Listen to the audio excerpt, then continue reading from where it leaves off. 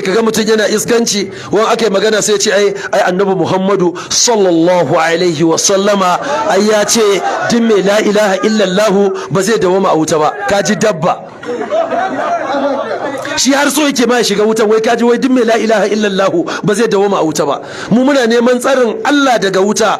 Kullum bayan Allah na kware wallazina sune waɗanda ya ne suke cewa rabbana nasrif anna azaba jahannam, Allah ka karkatar da azabar wutar jahannama a gare mu, inna azabaha kana garama. To sai Allah ya tambaya, wannan tambayan da Allah ya yi, Allah yana buƙatar mu bashi amsa.